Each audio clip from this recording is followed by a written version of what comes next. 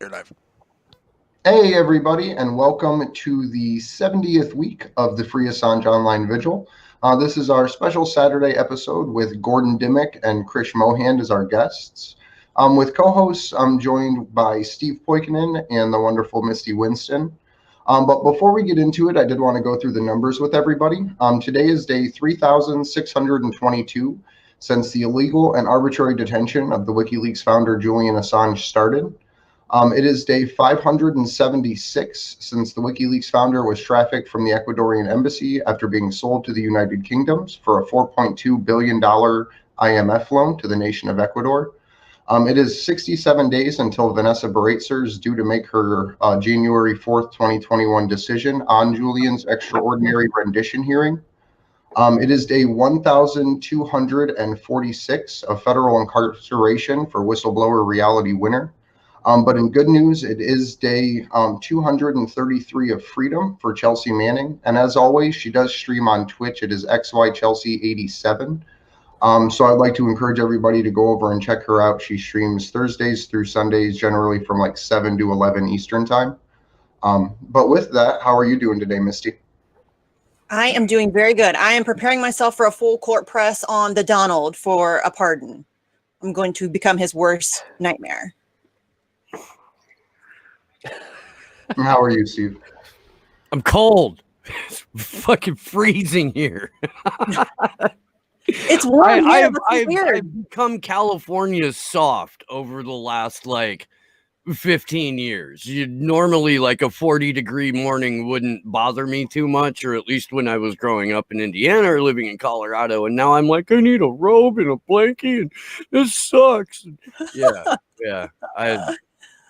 Come back to the Midwest, Steve. Come back to the Midwest. I need to take myself out of this state. When I do, I'm going to be headed a little bit further south than the Midwest, though. So somewhere out of the exact buckle of the Bible Belt, I believe. Think I'll be a little bit happier that way. Yeah, I would think so. Hey, did you hear that the media declared Joe Biden was president? Woo! Yay! On election day, the New York Times had to delete a tweet that they put out that was like, it's the job of the media to declare who the president is. That was amazing. Oh, that was amazing. And then they deleted it, and then everybody was making fun of them. And then they put up some other weird tweet like, that's not what we meant. Yeah. But, I didn't think that you could cook up and crystallize and snort hubris, but here we are. Oh, leave it to the New York Times, little fuckers. My goodness. Gordon Dimmack, it is good to see you, my friend. How are you? I miss your face. Thanks, guys. It's good to see you all too. Has America, invaded America to bring America some American democracy yet? We're working on it. We are. Yeah. It's going to be a citizens movement this time, though. We're not going to go get bankrolled by Russia or the Bank of England, or it's going to be self-funded this time around. Probably much messier. You mentioned Russia there, Steve, but nobody's talking about Russia all of a sudden, are they? It is amazing. We did 4 years ago. It was the Russians have invaded our freedom and democracy. And those same exact people are going, how fucking dare you question the integrity of the U.S. election system? Joe Biden is a saint and he won outright. Shut the fuck up and go to bed. Yeah. And Lord Putin is very disappointed because he's no longer everybody's favorite man. Chris, dude likes the attention. To you too. I would love to hear your take on what has happened to our once fair shining beacon on a hill. Here. Well, obviously we defeated fascism. We solved racism. We did it. Did you guys get your health care? Did you guys? I mean, it came this morning in my mailbox. I got all of my holes flushed. The second I heard the news, that's the first thing I did. I was like, I'm going to the doctors and I'm just flushing all of it. I'm getting rid of 4 years. Krish is, of all Krish of it. is clean as a whistle right now. I'm ready for the blue wave, baby. That I want all my holes to be filled with any blue will do. Which is All this talk interesting holes about is that, wrong. though. Interesting about that. Joe Biden is the first president elect in memory where he won, apparently, according to The New the York big Times. brains in the media. sure. He's won the presidency, but managed to lose seats in both the House and Senate. But So it's fine. No, you've That on defeated its fascism face. at the ballot box, and you're meant to Yes. just That's disengage it. the logic side of your brain and All just the go with it. fascism is gone. Fascism is off the table. We're Steve. done, It's you gone. guys. Now get We're ready in. for mandatory mask mandates, a new lockdown, an immunity passport, and the censorship. inability to work because we're going to have UBI in an automated nation. But fascism is gone. But fascism. We won. Gone. Well done, America.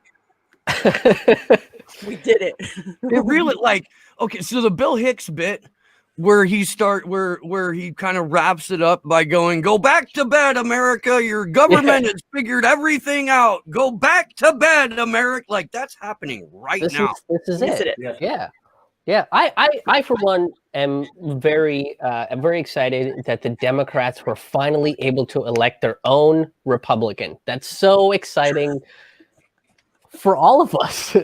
They did it, you guys. They set out 4 years ago to find the perfect Republican to run under the Democratic ticket and win, and they fucking nailed it. This is what a day in history. Do you guys I have can't brunch wait plans for for it. tomorrow? Any brunch plans? Does anybody have any brunch plans? Anybody? I'm actually late for brunch right now. No. I'm actually not allowed to be at brunch ever. I don't know Fair if you know, socialists are not allowed to go to brunch. Oh. We're not. I'm Did waiting you for order it. the wrong Exclusionary. kind Did you order the wrong kind of brunch wine? Yeah, I think Was that's that it. it, Chris? That was it. I did not order the very specifically chosen imperial mimosa that I was Yeah, if supposed they to. catch you spiking your mimosa with vodka, you're no longer invited back to brunch. Shit. I did an even bigger thing. I ordered gin for breakfast, and they were like, "That's Good Shouldn't it be call. like what intersectional country is brunch? that even from, Krish?" And then that was it. I wasn't allowed to eat my fucking eggs with hollandaise sauce anymore. Oh, I think man. it should be intersectional brunch. All should be allowed, except for fascists.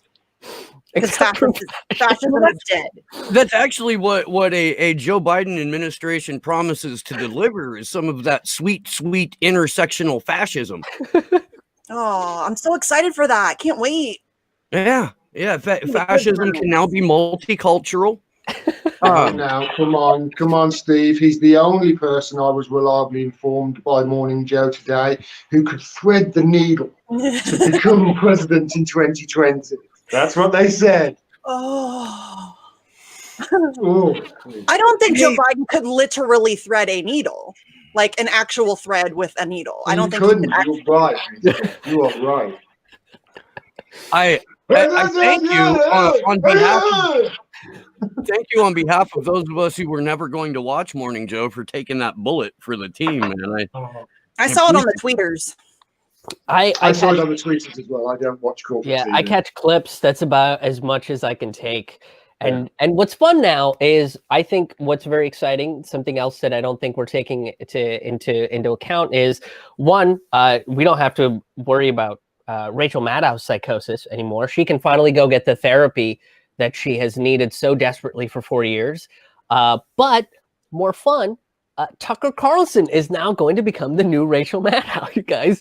And we can expect a rant about how every day we are going to be forced to drink Starbucks, which is so exciting because I have been waiting for the day where somebody's going to force me to drink mediocre coffee every single day. Like I'm so excited that's gonna be the reality we're gonna live in. You know, I gotta say, in terms of being subjected to delusional rants by incredibly rich people, I almost prefer the Tuckster Yes. to Rachel He's Maddow. less shrill I really like. and less annoying, kind of. Rachel Maddow's At really least we might get to see more Glenn Greenwald and That's more true. Roger Waters and stuff like that. The occasional Tucker Carlson with Jimmy Dore, where it's two white guys screaming at each other in agreement, you know. I'm just wondering, do I have to learn how to say Comrade Misty is Putin's buddy, except for in Chinese now? Right. Do I have to do that? Do I have to flip? Do I have to change teams? Or can I just, I really love Putin. I'd like to stay with him. He's right there. I think you've got to change it to Communist Misty is Xi Jinping's buddy or something like that now. I need to learn how to say buddy in Chinese. China. Somebody hit me up with how to say buddy in Chinese. That's a wonderful idea. I bet if you type in buddy to Google Translate, they'll give you. I'm sure they will. You know. I don't know. It was a little thought experiment for the day. I already got a Putin mask, though, guys. Come on. And you've hit your mask quota for your life. I don't know if they make one. Mask quota. I'm never again going to be able to. I just got it though, Steve. I just got it like 2 weeks ago, man. Haven't even had some fun with it yet. No, I'm sorry. Feel sorry for me. I do. That's a shame. It is. Where the fuck do we go from here, Krish? What I want wild speculation and ridiculous predictions from you right now. Well, I think within the first 100 days, Bolivia, not a correct election, not a fair election. We got to take the Bolivians down. And since the CIA coup failed, I think the only way to do it is send the American military down there. So within the first 100 days, we're going to invade Bolivia. Within the first 100, we're also going to invade Venezuela because it's right there, you guys. It's right there. You know, why would you waste the manpower? And fuel. So we're just being efficient that way. And we're going to ramp up police brutality with the mask mandate. That's the way that we're going to do it. So this is good news. Finally, somebody taking down the Bolivians, huh? We've been waiting. They have been getting rather uppity. They have been getting rather uppity with their fair elections and bastards. Better elections than America. Bullshit. Can't have that. More than two parties. Who's told them they could have more than two parties? Those bastards. And again, guys, very excited that I think we're all going to be forced to get healthcare we can't afford. That's going to be fun. So Biden administration looking good for those first 100 days. And I think Donald Trump is going to get a nice new segment on Tucker Carlson's show. So if we all thought Trump was going to go away, that one might actually be a real thing that would happen. I actually see Trump TV being a thing. Yeah. I see him starting a network. I see him trying to poach Tucker, probably Sean Hannity and anyone else who is still giving him favorable Laura at Ingraham. this point. Yeah. Alex Jones might get a platform on that channel. Maybe. I would watch that. Shit Stain Barbie will have one, I bet. Which one is Shit Stain Barbie? Is that Tommy Lerner or is that Candace Owens? I'm not sure. Gun Girl. I bring it up because Josh loves that nickname. Gun Girl, the girl that shit her pants. I call her Shit Stain Barbie. Okay. Taylor went to college with that chick. Yeah. But she'll probably have it. She could probably get a job there, I bet. You're all wrong, by the way. You're all wrong. What you do is you declare it null and void, and Juan Guaido is the president. That's what you do. Oh, I got something for you. I do. I think Glory declared Steve president. Is Steve president now? I think Glory did declare me interim president, and I made DMT mandatory. Yes. Wait, Gordon, is Guaido the president of all of South America? Well, you can you could make a good argument that he should be the president of America, because I think it's fair to say that more than 18% of Americans have heard of him, which is more than the Venezuelans had heard of him when. That's it. I think it was Alex Rubenstein that tweeted it out. It was brilliant. That's great. I think you honestly could make a really good case right now that more than 18% of Americans have heard of Guaido, which is 18%. That's how many Venezuelans had heard of him when America and us declared him the winner of Venezuela's election that he never ran in. President Guaido. That'll be It's fun. all perfect sense. Disengage the part of your brain that looks at things like logic. That makes about just as much sleep. sense as our actual elections did. Well, our actual elections are completely nonsensical. That would allow Tucker Carlson to start talking about birth certificates again, too. Oh, that was a fun time. Yeah. Remember Sarah Palin? She might make a comeback. Oh, fingers crossed, you guys. That'll be fun. What's the British reaction been, Gordon? I'm curious. Like, what's going on over there? What's everybody thinking? I can only tell you what the reaction is from within this room. I haven't looked. They're all saying on Twitter that Biden's won and normality and we beat fascism at the ballot box. It's like, if you honestly think you beat fascism at the ballot box, A, it wasn't fascism in the first place, or B, you didn't fucking beat it, you idiots. Yeah. But they will carry on just pretending that everything's fine. And in 4 years' time, when Biden's unselfishly had a stroke and Kamala Harris is now president, you'll get Kamala Harris, basically a right-wing authoritarian pretending to be a centrist, versus Darth Vader running in the GOP. And that's going to be your choice. And everybody's going to say, not this year, I'm afraid. Nah, maybe 2028. Yeah. There you go. I am kind of curious what you guys think, though. Do you guys think that Joe Biden will last? Do you think they're going to try to push him through the full 4 years? Do you think he can't be president? The man's got dementia. Yes, sure. I understand. Yeah. But I'm just wondering, because apparently if he makes it to 2 years and 1 day, if Kamala Harris doesn't serve more than 2 years, she can technically run for 2 more full terms. So technically she could be president for 10 full years. Are they going to be able to pull him to 2 years, 1 day? Maybe. I don't think it matters, does it? Fair. I think they've hijacked your democracy. It doesn't matter. It's like no matter who wins here, the people lose. There's no way that you people that the winner of this election can go anywhere near what Americans would call the sense of the people. The sense of the people is outrage. That's what I get. I mean, you tell me. Your constitution is an amazing thing. You should look at it. You really should, because this was a travesty of the election, and you got to do something about it.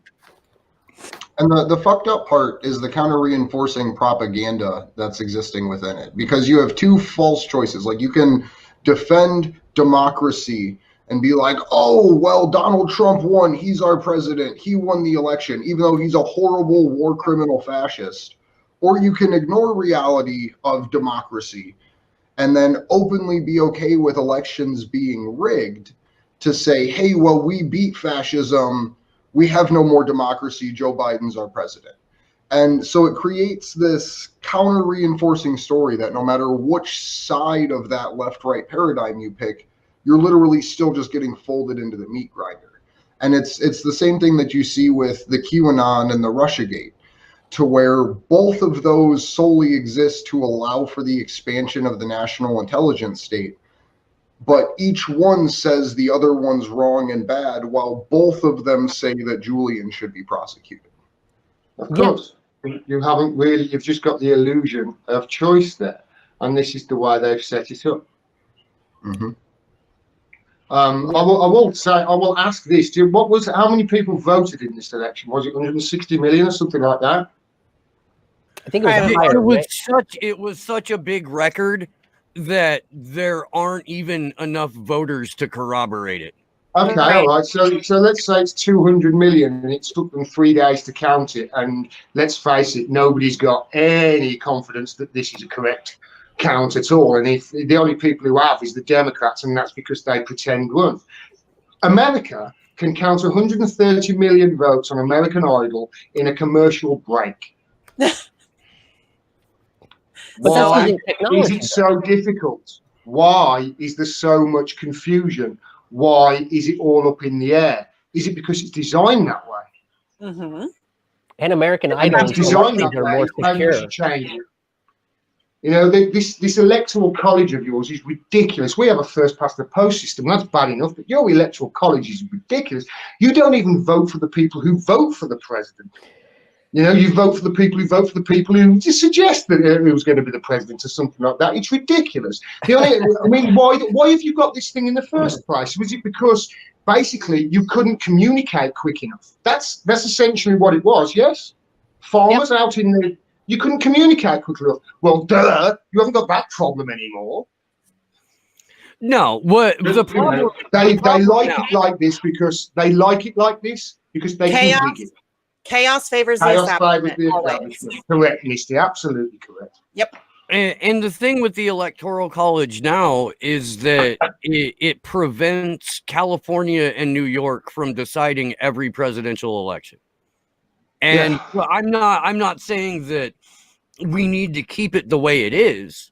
I think everything about our voting process needs to be torn apart, stripped down, sold for scrap, and start over. In your constitution, it says the choice of the president should reflect the sense of the people at a particular time. Is that the case? No. Is that the case? Well, then you've got to do something about it. There's things you can do. I don't think that's ever been the case. I don't think that's been the case for my lifetime. I can't.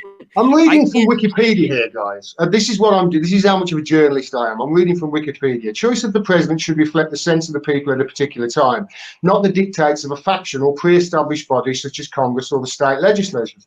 The choice would be made decisively with a full and fair expression of public will, but also maintaining, quote, as little opportunity as possible to tumult and disorder. So basically, if you do some sort of mass Gandhi-like protest where nobody's getting hurt, nobody's getting protest and what have you, and it's clear that that is the sense of the people, you'll get your change, or you certainly should get some sort of, I don't know, hope or something. I'm just trying to think of things you can do. But the closest we got to that was probably FDR, and the only reason why he actually represented what the people wanted is because he fucking listened.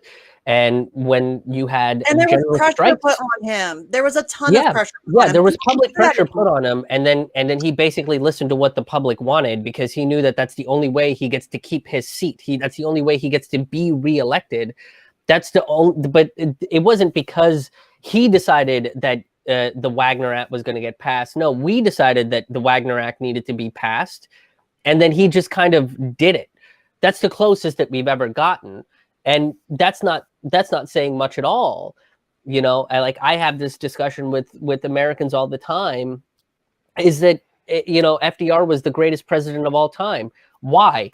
The only reason why he was the greatest president of all time is because he was scared of us. He was scared of the people because he realized what the people can do. And I think this moment now, if we're being serious, is a moment to show people like Joe Biden and Kamala Harris and the entire DNC and the Democratic Party and the Republican Party that they have every reason to be scared of us.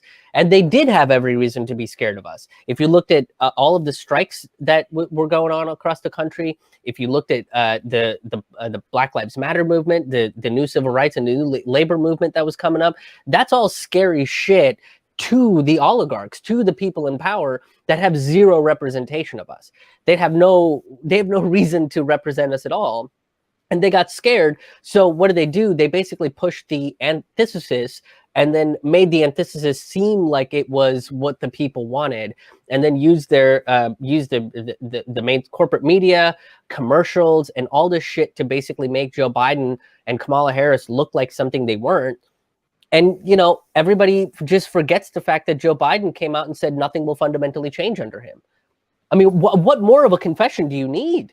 How much more of a confession do people need, right? But like you said, and I've been saying this for a long time, regardless of who wins this election, the people will lose because the people are willing to ignore major confessions from political personalities, and that's really all they become. They become. And those people are now celebrating the election of Captain Crime Bill and the cop. Right. And we have progressives talking about AOC 2024, and these people are look for the series Captain Crime Bill on the Cop on Nickelodeon Saturday 7 p.m. I don't know if you guys saw my Twitter last night, but I got a little upset with some of the people on the progressive Totally left. not like you at all, mate. Totally Who are Surprise. trying to act like Biden can be push left, and I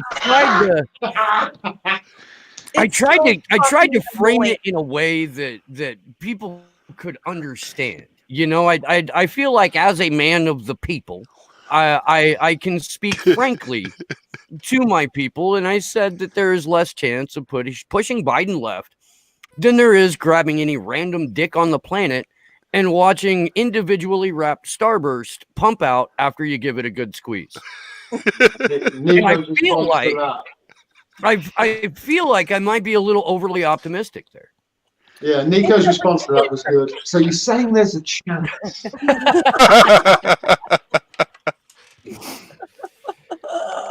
I mean, look, man. Let's give Nico House some credit here. Like his team at MCSC Network with Nico and Pasta and Fee, they have been blowing a hole in Fee is tearing America apart at the moment.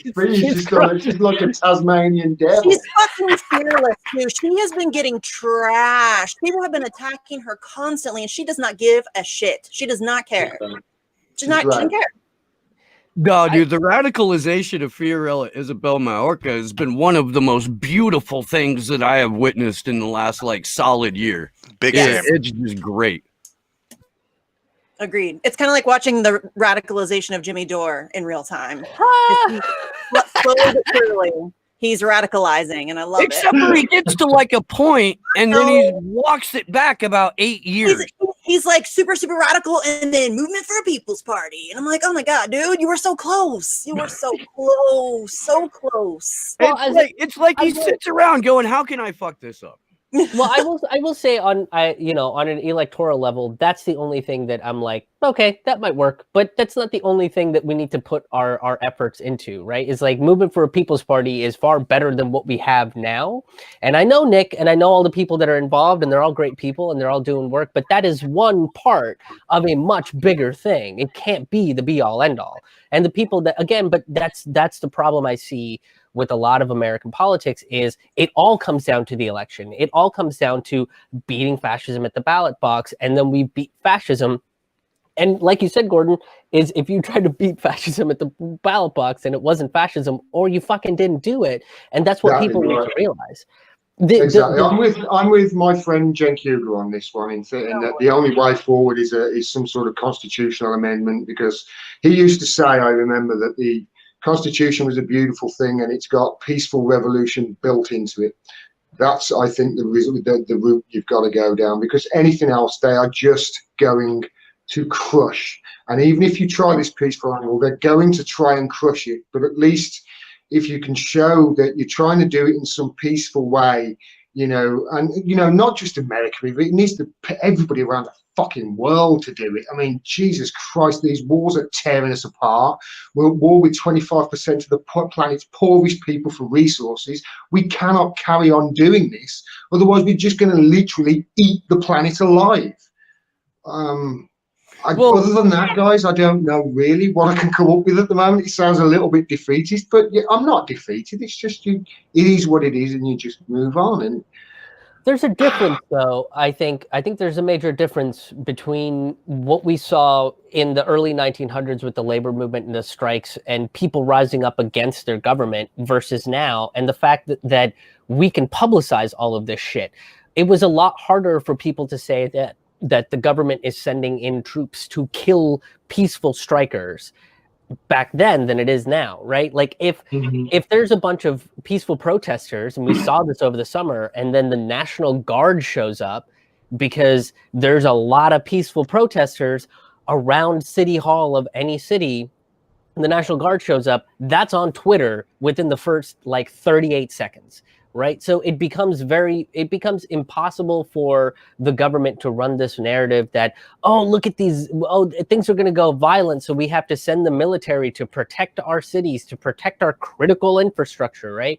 It becomes far more. So let's use that knowledge. And when these people send the military in to essentially shoot their own citizens, yeah, let's put that shit on Twitter. Let's put that shit on every piece of social media and spread that shit around. But but the people forget that stuff though. Like by next week, it's like, oh, what National Guard, right? And it's like we have to keep remembering that, and we have to keep like putting this information forward and talking about it more and more. That's the only way you're going to get a big movement like that to actually take hold, when people are so distracted and so like obsessed with the drama and the fucking entertainment that's on corporate media.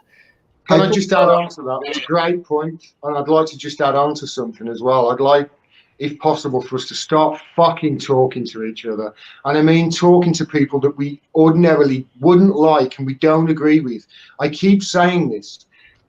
We are getting divided by the 5% that we disagree on, and none of us are getting the 95% we fucking agree on as a result. We've got to start talking to each other. I posted something last night on Twitter. Within a minute of a Biden and a Trump supporter talking, they both agreed, yeah, we're going to get fucked, and we both would have vote for Bernie.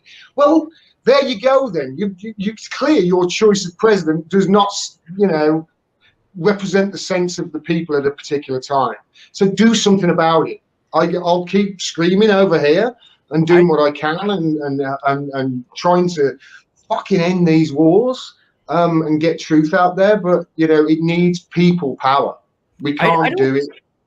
I don't know if you're aware of this or not, Gordon, but I have another show called Slow News Day, and on that show I talk to people of all kinds of political bents, and that's kind of one of the premises of that show. In fact, I've been screaming that we're more alike than we are different for the better part of 2.5 years now, and hopefully it catches on. The problem is you have the woke left who thinks that if you want to talk to anybody to the right of maybe like Bernie Sanders or Elizabeth Warren, then you're a Nazi collaborator. And, well, that's why you don't see those asshats on my show more than once, because I tell them some pretty uncomfortable truths about that, and then they go away and shit talk.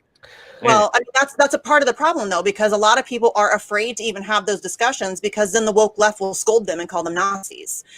So, fuck those people and go have those screaming. We need a movement for a People's Party. Right. Yeah. Simultaneously. Yeah. Krish, we're gonna have to talk off camera about MPP someday. That's cool. That's fine. No, I think you're right, and I, as somebody that's toured across this country for the better part of a decade, not that I can tour now because that's irresponsible to do, but I mean, I toured the South and the Midwest primarily during the Trump administration, and there were more. I can very easily say that there were more Trump supporters and real progressives, like real lefties, trying to do the work that came to my shows and wanted to talk to me about not just things that we agreed on, but why we disagreed on certain points. Then there were the liberals that yell about tolerance and equality and how people should treat each other better, except when it comes to whether or not you voted differently or not. I mean, I have more liberals in the last 4 years that have walked out of my show than conservatives. I've had more conservatives come up and talk to me about the fact that they agreed with me 80% of the time, and the things that they didn't disagree with me, they were like, we thought it was funny, but we just don't agree with what you're trying to say, and here's why. And then we have a drink together and fucking talk about it. And at the end of the day, we realized that what we're talking about is the difference in how we are going to approach the problem. That's the major difference. So what you're saying is you're now a Nazi collaborator. Apparently. I think what it's really going to come down to is the revolution of the individual. Yeah. Because we have a global intelligence state at this point that is specifically tuned to interrupt any efforts of mass organizing, which fucking blows. But it's just one of those things that if there is a big movement of people, you can generally consider it at the behest of an intelligence state to either cut off some type of social unrest or to manufacture an issue. So I think it's literally just going to take individual peoples saying, I'm no longer going to witness injustice. Because one of the biggest quotes from Julian that sticks through my head is, When you sit by and witness injustice, you become jaded to it and you lose the ability to act or something like that. Like I fucking butchered it. Yeah. But it just takes you saying, I'm not going to let this happen. Like this is the one thing I'm going to stand on. And then it just grows. And then you as a person have a foundation to move forward with whatever you want. And then when something happens, you don't need 10,000 people to get in the street with you. You just have to go to the street in hopes that there are enough other individual people that recognize the problem to walk out there with you. Because I think a lot of the ideas when people put out and say, like, we need a general strike, we need to shut down everything, like, no, we just need to change our own individual behavior. So that way, when a major incident happens, we are all individually prepared to take it on in some way. I think that's where it starts. I think that's how you build. And I've been saying this for, you know, at least the last 4 years, probably since I started looking at the labor movement and all that kind of stuff, the history of that, as like a source point, like the history of all that, you know, is it always starts ground up. If you want real fundamental change, it's not going to come from the top down. The president's the office of the president is not going to create real change. The Supreme Court is not going to create real change. In fact, the Supreme Court is always the last one to do it. So, you know, it has to start from the ground up, and it has to start from that's it. On an individual level, you have to talk to people that are different than you. You have to talk. I mean, I had a guy that has followed my work for 5-6 years block me on Facebook because I made a comment that I didn't particularly feel safe under the Obama administration because immigration was a total mess under him. He created ICE and there were more deportations. So, you know, yeah, DACA is a big plus, but it's one big plus versus 3 pretty major negatives. And I got blocked instead of him trying to have a conversation about like, oh, well, that's interesting. I haven't heard that. And just build the conversation from there. But I have conservatives come up and tell me that they don't believe the same way that I do, and they don't attack me for it. They just want to know what's up because I think they're tired of being chastised in this country. Where I think the core of it is, if you want to change on an individual level, if you're on the left or if you're a liberal or if you're this staunch Democrat that thinks that the Democratic Party is the be all end all of all things good in America, then you need to drop your smugness and start talking to people and figure out why they don't think the Democratic Party is the greatest thing since fucking sliced bread, you know, and learn some shit about the people that are around you. I you know, and I don't really see that. I saw less of that this year since March than I did even back when we were looking at the 2016 election, which is sad. Yeah, I agree with you though, because conservatives, as somebody who criticizes everybody, I don't get near as much hate from conservatives as I do from progressives or liberals. Today you should try saying something about QAnon, because holy fuck, my mentions are on fire right now.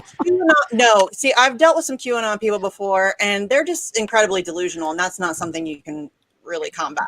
What you've got to do is just trust the plan, and right. If you trust the plan, it'll be fine. The other two that's is where you're going wrong.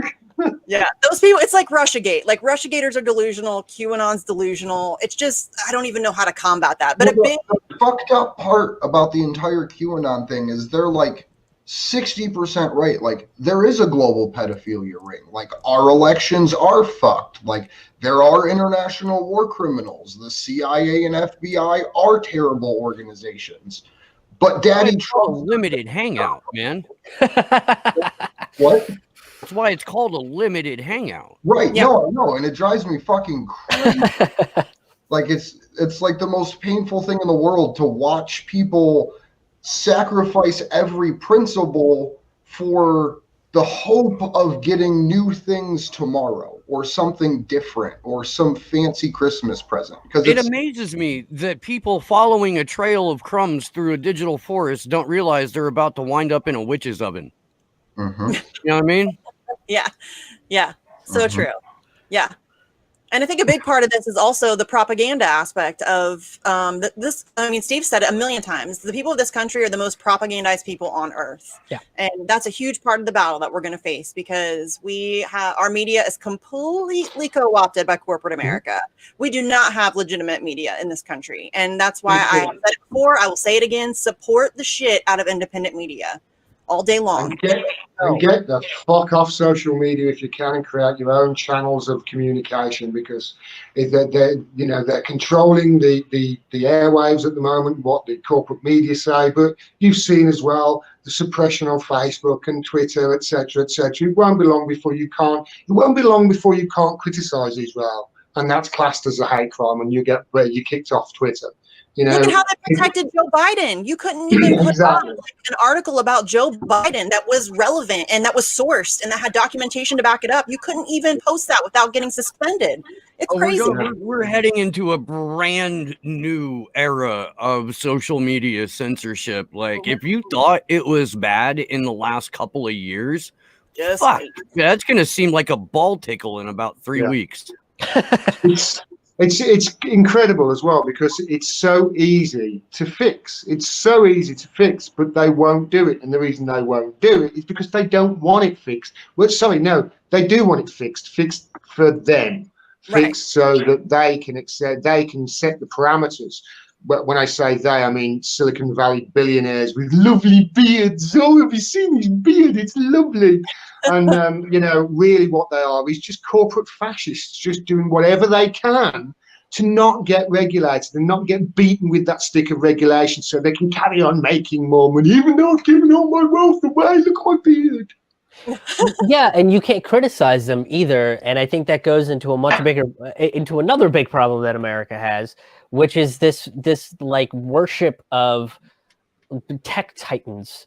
Right, it's like the people that probably in the 1920s that used to worship people like John D. Rockefeller, that used to be like, this guy is the best, and this is what we're doing to people like fucking Elon Musk and Jack Dorsey and fucking Mark Zuckerberg, or any of these big tech billionaires that are making money off of our content, right? Like that's what they're doing, and they get to determine what can and can't be said on their platform.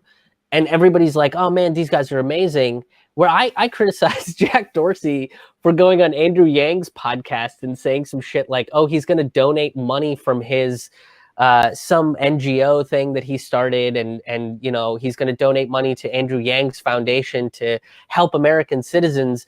And I was looking at it going, why did you need this third party channel to donate money to this other third party channel to give Americans money? Like, couldn't you just give Americans money if that's what you wanted to do? And it's like, oh, it's because of the fucking tax loophole, so that in 2 years you triple your income because of what you did today.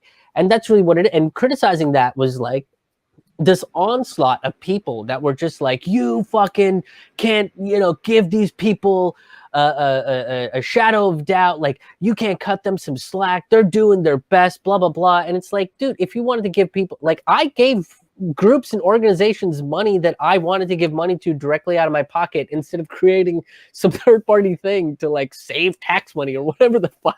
Like, Krish, if you criticize Andrew Yang, they will come for you. The Yang gang is pretty vicious sometimes. They will come for you. Yeah, the Yang gang has been pretty vicious on me. Which I have had my experience with Yang gangers. Like I said, I'm somebody that criticizes everybody. So I've been attacked from pretty much every angle. And I would say K-Hive is probably the worst. Bernie Sanders supporters are the quickest to block me. But Yang gangers are up there. They're pretty up there. Yeah, but which again goes to show that we don't know how to talk to each other. We just don't know how to have the discussions where you say, oh, you attacked my favorite mascot of an idea. Well, when you operate from a cult of personality, that's going to be a problem that you have. People need to disassociate themselves from the personality of these politicians. They're all shitty. They all suck. They are all self-interested douche canoes. Right, like, but isn't that what we say about Kanye? Like, we're like, oh man, Kanye, we like his music, but he's kind of an asshole as a person. We need to separate the two things. It's like, can't you fucking do that with everybody else too? No, not where politics is concerned, Krish Mohan, because in America, an increasingly secular society, the energy that used to go into religious fervor has been transferred to political identity. Oh, fuck you guys. I joined this country at the wrong fucking time. Dude, Wait, Gordon, can I fucking join you over in the UK? I would like to make Well, something. I'd like to make I will something say this. It's, clear to the Yang Gang, though. We all grew up. Well, maybe not Andrew, but we all grew up with Bernie Mac, right? Yeah, I grew up with Bernie Mac. Yeah, and Bernie Mac had a famous moment at Def Jam where the crowd was exceptionally hostile. We're just tearing apart the comedians that went before him. And Bernie walks out and he goes, "I ain't scared of you motherfuckers." yeah. And they fell in love with him. They did. Yeah. Well, I have let the Yang Gang know that I'm not scared of them, and I can talk to most of them now. Like, I'm not scared of you, motherfucker. Come talk to me about this shit. We can figure it out. And a couple of my favorite people now, like, started out as like diehard Yang Gangers, dude, and now they're kind of like, I have a ton of Yang Gang followers on Twitter now. I totally agree with you. I have a ton of Yang Gang followers on Twitter now because I think you're right. If you go in there and like you let them badger you around, which that's not really what I do ever, but they will just attack you. And then it's like a hive mentality. They bring in all their friends and they tag people, and then it's like your mentions are trashed for 2 weeks.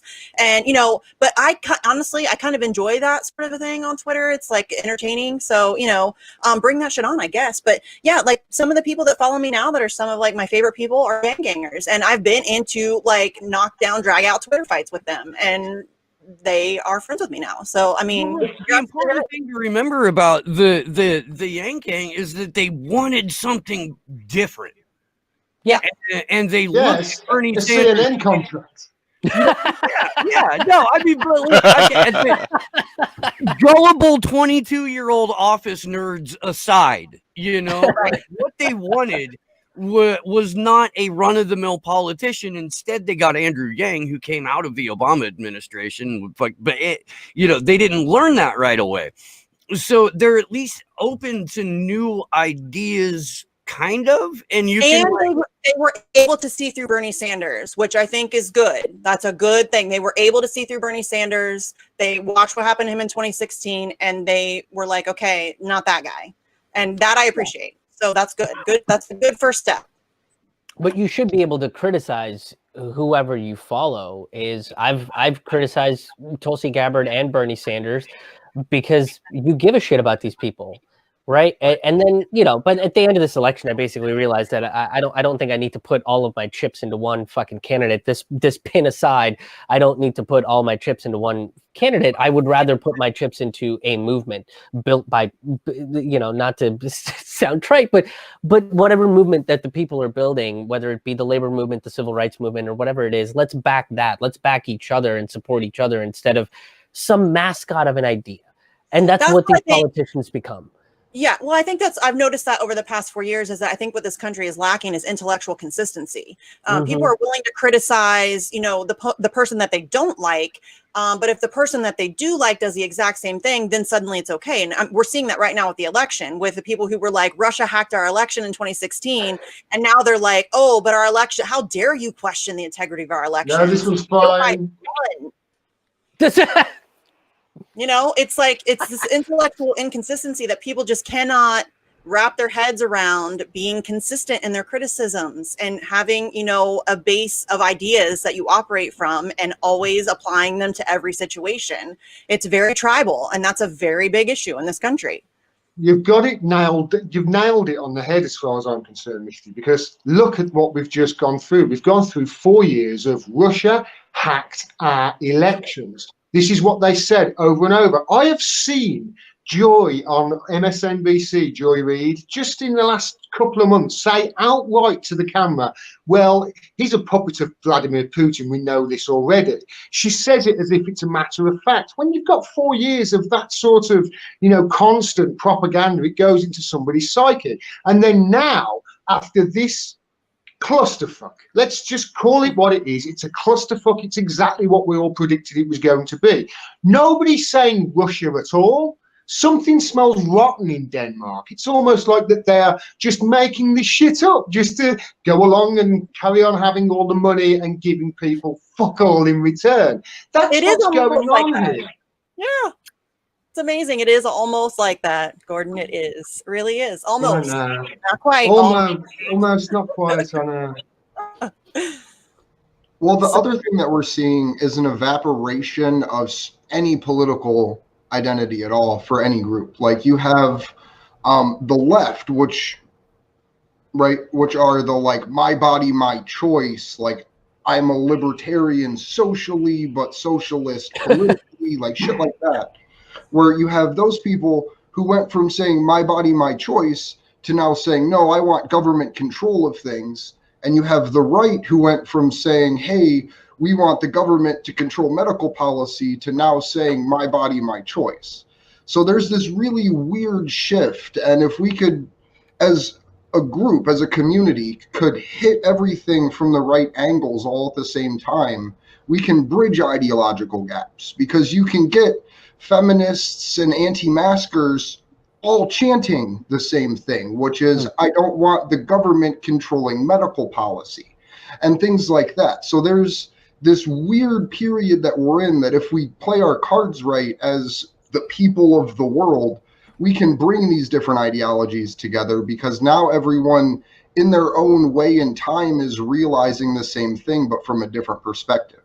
Well, then that's the other thing, is it all boils down to sound bites, and it boils these larger ideas into these smaller sound bites. You know, oh, government-run healthcare, you're going to lose your hospitals and old people are going to die, and they don't really know what government-run healthcare actually is.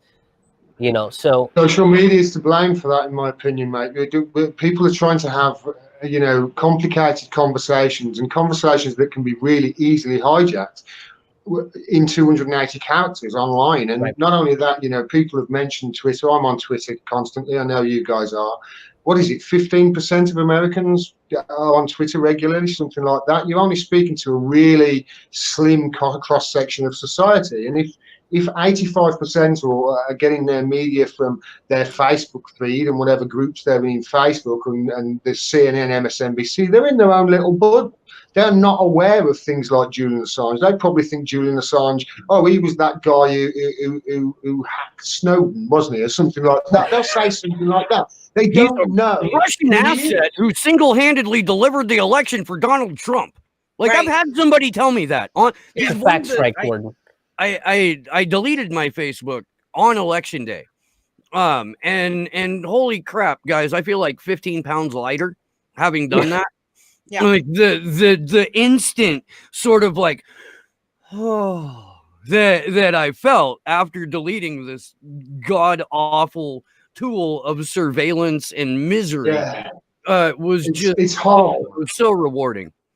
I deleted mine about 2 years ago, and everything I've heard since then is just even worse. I mean, every 30 seconds, that if you've got just the app on your phone, if you've just got the app on your phone, you never sign into it. If it's running, it's in the background going, I'm here, I'm here, I'm here, every 30 seconds to the nearest, you know, receptor. So at any time, if you've got Facebook there, Facebook can sell you, you know, give your data to it, or give the pointers to your data to advertisers who can basically augment your reality and almost certainly get you, if something gets put here or that, they're messing with your psyche. It's like they've got a little voodoo puppet doll of you. You know, and they know what's going to ring your bell. They know what's going to get you angry or get you sad or get you motivated or put you to sleep. They know this. It's very easy through algorithms to manipulate a psyche of an entire country, especially if they're just taking all your data off you and giving you pretty much no reward whatsoever, because let's face it, data right now is more valuable than gold, and these bastards are taking it all off us. And I fear that there's going to be two different societies in the coming years. There's going to be the ultra rich like gods, and there's going to be the mere mortals scrapping around in the fucking sewers like some dystopian movie in the future. It's really worrying. Documentary, Gordon. Sorry? Did you watch Millie Weaver's documentary on the Shadow Net? On the Shadow Net? No, I don't think I did. Okay, so what it essentially is a puff piece for Donald Trump. But what they talk about in it and what they show and allude to in it is a real-time product of exactly what you're talking about, where people's emotions and ultimately decisions are driven by algorithmic targeting. And driven by algorithmic targeting, and the people making the rules are fucking Silicon Valley billionaires in America. Nobody in the UK is making these decisions at all. People like General McChrystal and a number of other nefarious motherfuckers. Here on the Vigil, since the end of Julian's hearing, what we've been doing every week is going through a different witness statement, trying to keep the goings on of the hearing relevant. Today we have scheduled John Goetz's statement, which is pretty extensive. I would like to invite both of you gentlemen to stick around for this, if you can, if you have time. I think I do. I think I'm okay. I was due to speak to somebody, but I don't think he's come back to me, so I can carry on, I think. Okay. Yeah, I'm good for a little bit more. Okay. Well, in that case, we're going to go ahead and transition because it's pretty lengthy, and John Goetz, of course, is the former Der Spiegel reporter who worked very, very closely with Julian during the release of the Afghan war logs and Cablegate and a number of other high-profile releases. And his statement during the hearing and testimony just shot massive hole after massive hole in the prosecution's argument. So it very relevant, especially as we approach the end of closing arguments, which again won't be delivered in person. They're going to be not handwritten, but written out, typed up, delivered to the judge, and none of us are going to be able to witness some of the most important closing arguments in modern human history. Democracy. Yeah. What a shame. Justice. Fuck. Truth and justice. I did have a friend of mine tell me that's the big thing coming. Truth and justice? Just justice. Oh, we don't give a shit about the truth anymore. Well, we do have the top cop now as vice president, so some justice, my friend. Man, that top cop rocks some Timbs, yo. So she. I do feel like if you fuse Kamala and Joe together, you do get that very old Frank Miller Batman. I feel like that's what you would get. I thought you were going to say one whole ass psychopath, but yeah. Which is the very old Frank Miller Batman. He's kind of a fucking psychopath. Fair enough. Yeah. Totally. He's like, what do I need? I need an army of Batman. It's like, no, you don't. Fucking retire, bro. I mean, I'd like an army of Batmans. I need me another circus boy. Go get me a circus boy. I'm gonna make him a partner. Fuck, dude. Good times. Lots of fun. Wow. We need a Joker, not a Batman. No, that's true. Totally. 100%. I think he was the good guy. I do too. Totally agree. You'll watch The Dark Knight with different eyes if you look at it thinking the Joker's the good guy. I've been recommending this book to a lot of people. It's called Batman White Knight, and it basically makes that argument. It's a great story. I'm gonna look that up actually. I want to read that. I'm totally writing that down. If you think about it, before the Joker turned up, the mafia. Sorry, carry on, Steve. You carry on. Swordfish. Did anybody watch Swordfish? John Travolta, Halle Berry, and Hugh Jackman. Halle Berry got like almost naked for 30 seconds, and it was the highlight of the film. Oh, I've seen that clip. I like the hacking bit where he's got all the streams and he's going around in circles. Like, if you've ever seen anybody hacking, it's nothing like that. It's literally a guy in his basement with Cheetos all over his shirt, but they made it look so fantastic. Great electronic music in the background. And I'm like being like, no, yes, no, yeah, dude. At any rate, the whole point of that movie was to get people to root for the bad guy.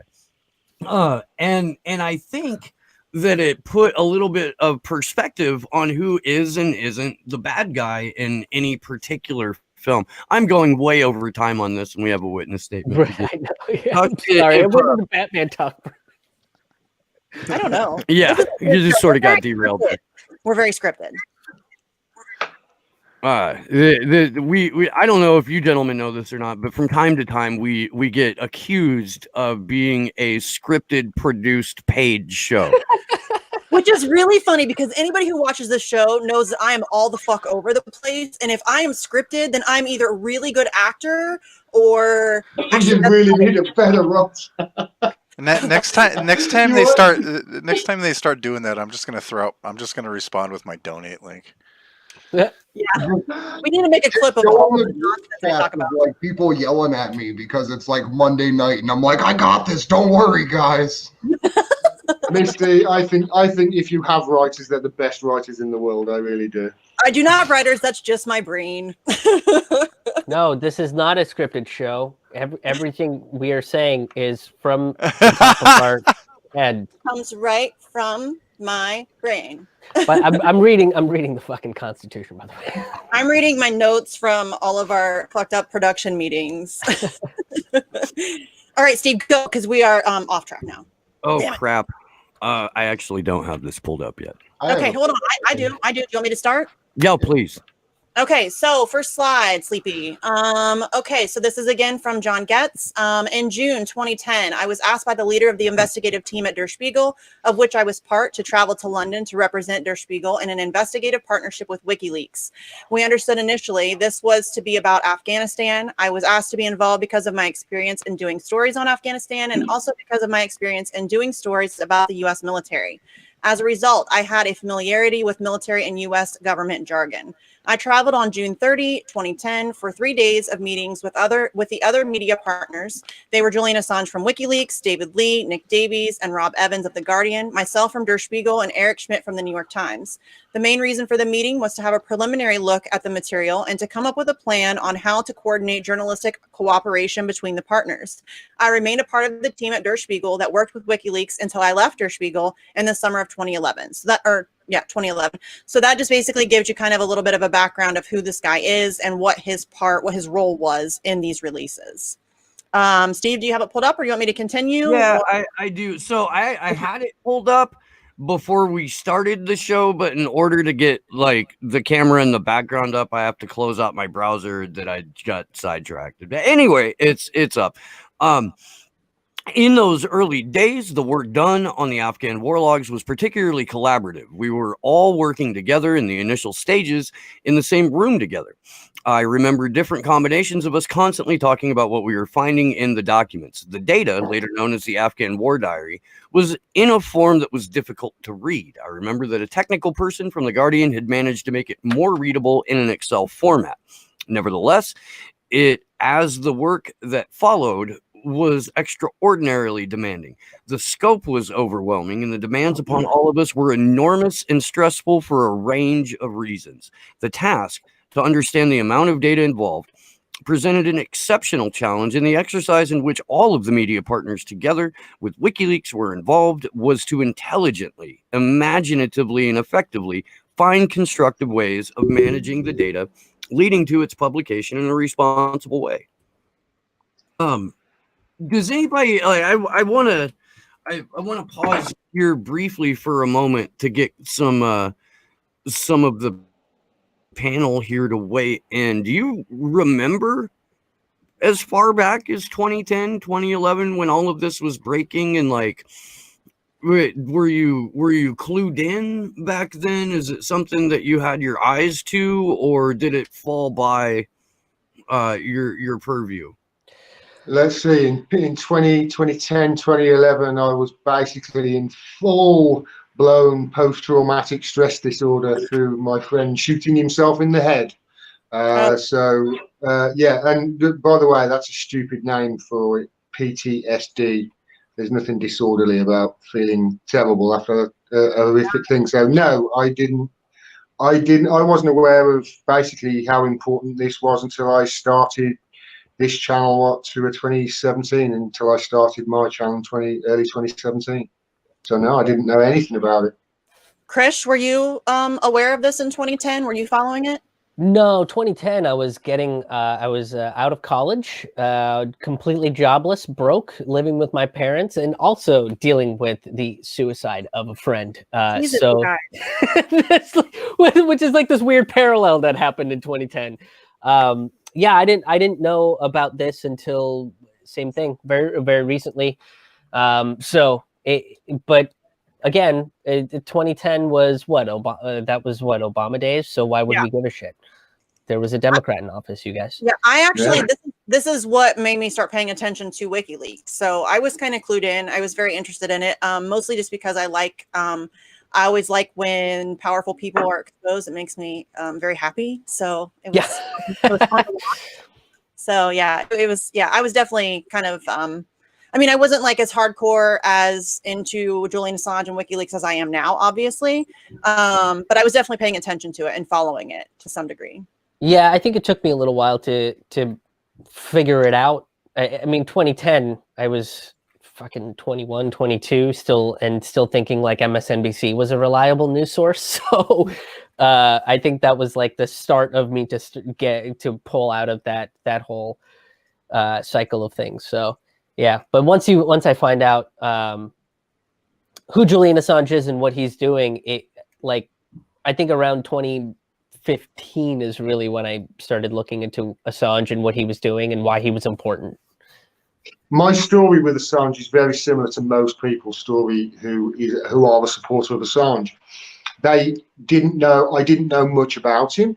All I remember back then was headlines in the Guardian, etc., just saying how much money that we'd spent on surveillance in the UK on him at the Ecuadorian embassy. That was basically the big takeaway that I took from it, to which I was like, oh, leave him alone, bloody, what are you just surveilling him for? It's, you know, and that's basically, I would have thought, how most people will think, because most people are not educated about this. And like myself, once I did get educated about it, and the more I began to understand and to realise how important this is, and the more I found out about what he'd actually done, he's just published, you know, material that has proven that war criminals are war criminals who were lying to us all along. You know, the more that you get a sense of outrage, and then I was delving into it more and more and more, and the more you find out about this, the more you realise just how bad they have been outright just fucking lying about him. They know that he's not a rapist. They know that he's none of these things, but they have no problem in alleging that he is, because, hey, it doesn't matter. They get to go home to their nice plush apartments and write another article tomorrow.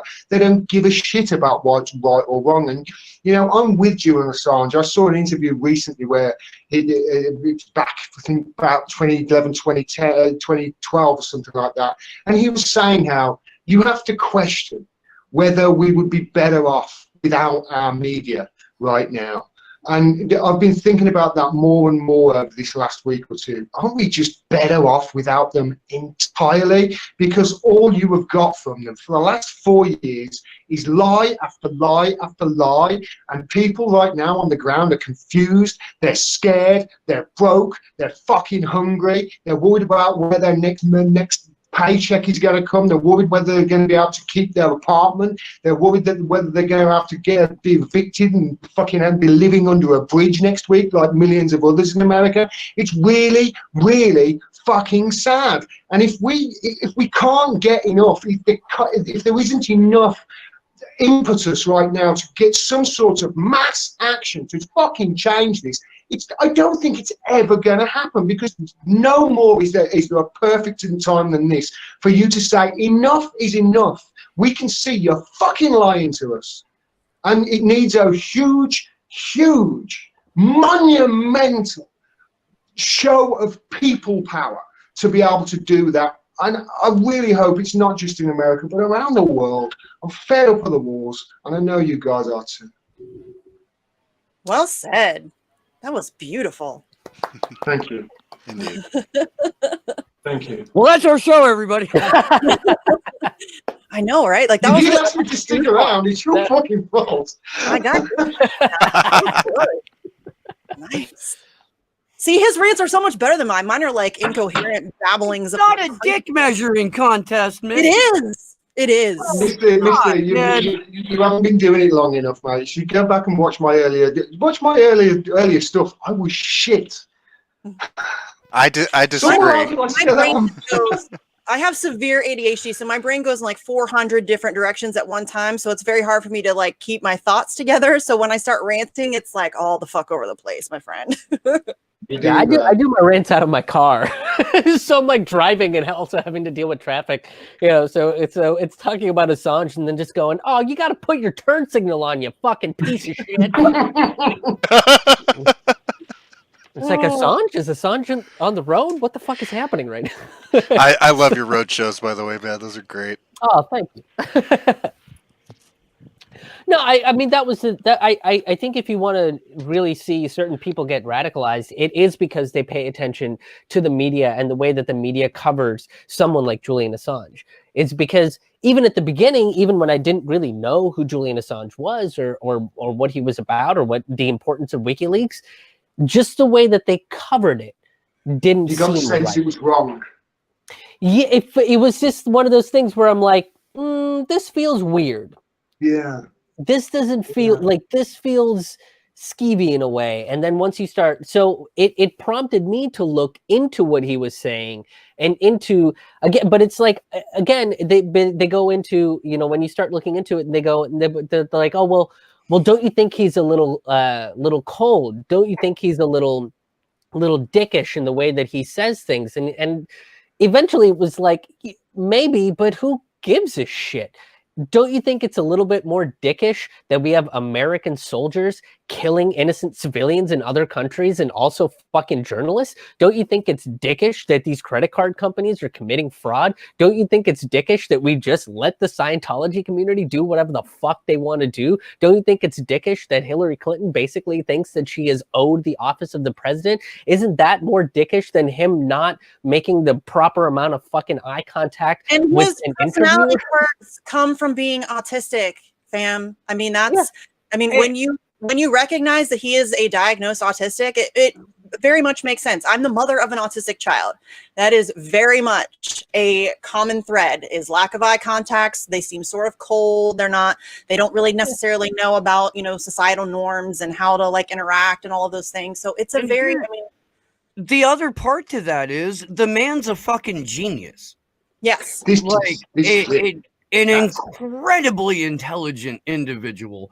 And I've had the privilege of speaking to a number of incredibly intelligent individuals, and the common thread is exhaustion with having to explain this shit that to them couldn't be simpler. It's You ABC. know? Like him having a conversation with most people, Julian Assange having a conversation, I would think, with most people would be like us trying to teach Shakespeare to our dog. You know, he must look at us like we're a different species sometimes. The man is so clever. I mean, it's the same with people like Elon Musk or what have you. And I find this throughout history that people who are incredibly intelligent tend to be cocks. And That's the way it is. Here's the difference between Julian Assange and Elon Musk. Elon Musk looks at us like we're a different species and says, I must control these ants. Mm-hmm. I want to build an ant farm for these plebeians. Julian Assange goes, I want to give these people the information that will help them liberate themselves. I want to educate them, and that's the thing that I think education is something that if we all had, my God, that would really cause some real problems around the world, because the last thing that the people in control want and the elite and establishment is a populace that are educated and aware of what the fuck is going on, because then really would be in trouble. Yeah, and the second that they do, that's whenever the whole let's start a movement to let's start doing this, let's start organizing and helping each other out and giving each other the things that our you know, crypto fascist government is not giving us.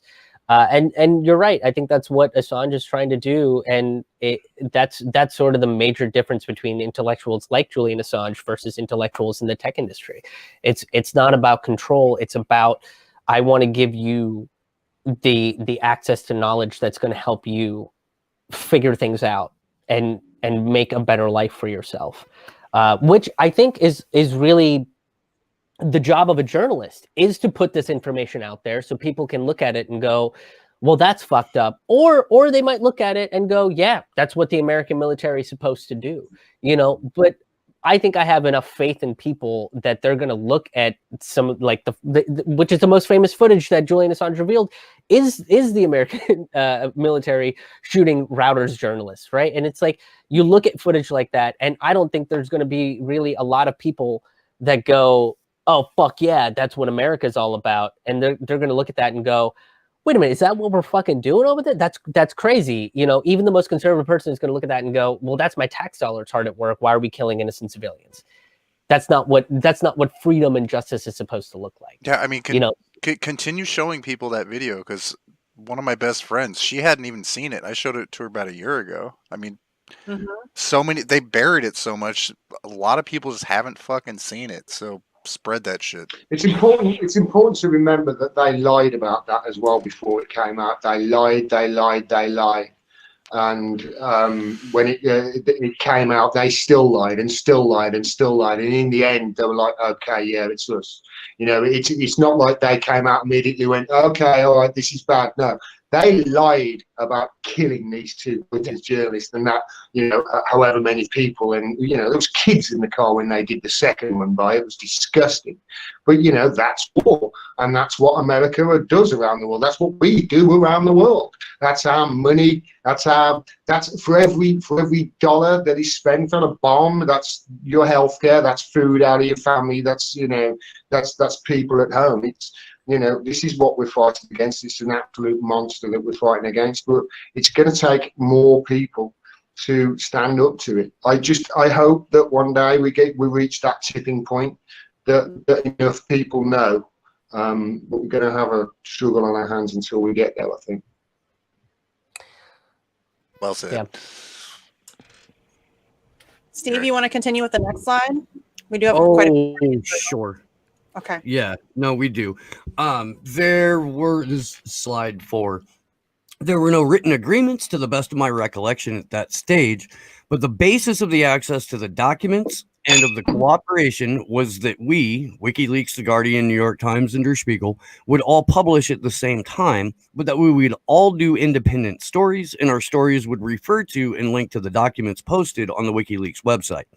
Before publication of the Afghan War Diary, together with my colleague Marcel Rosenbach, I discussed in detail with Assange in London how the documents might be vetted to prevent risk of harm to anyone. He was in agreement as to the importance of protecting confidential sources, including certain US and ISAF sources. We discussed how harm could be minimized, and he explained the approach of WikiLeaks, namely that cases were identified where there might be a reasonable chance of harm occurring to the innocent. Those records, having been identified, were edited accordingly. I'm going to go straight into the next one. This approach was understood and agreed to by all of the media partners, and I described below how they were put into effect thereafter. Part of the agreement with WikiLeaks was that Assange insisted that we handle communications and the material securely. There were more extreme measures taken than I had ever previously observed as a journalist to secure the data and ensure that it remained only accessible to the members of the journalistic cooperation. It was the first time I was involved when crypto phones were used. We communicated on an encrypted chat system, and other means were used to protect the data. Eric Schmidt, not that Eric Schmidt, just want to make that perfectly clear, wrote an email to me on July 30th, 2010 about the attempt of Assange to get help from the U.S. government to vet the materials. On Saturday night, I passed along the White House's request that WikiLeaks redact the docs of informants' names, and then his response that he'd withheld about 15,000 documents and entertained suggestions from ISAF for names to remove if they'd provide technological assistance. Gonna just keep rolling through these real quick. I'll do one or two more and then we'll pause. I am aware that when the partners published their respective stories on July 25th, 2010, that WikiLeaks delayed the release of 15,000 documents as part of what Assange called the harm minimalization process. I remember it was the intention of WikiLeaks that the publication of the Iraq war logs be done with more preparation time. I received an email from David Lee on August 2nd, 2010, which said WikiLeaks say they require more time because they have a team attempting to redact bad stuff. They're not going to publish for quite a while now. Eric Schmidt also wrote an email on August 2nd, 2010, referring to WikiLeaks' request for more time. I remember the fact that WikiLeaks wanting more time bothered some members of the cooperation, and Julian Assange saying to me that he did not want to rush just because a member of the team wanted to publish before he retired. Here we've got, and in my mind, I think they're primarily speaking about David Lee from The Guardian here, but also certainly the New York Times,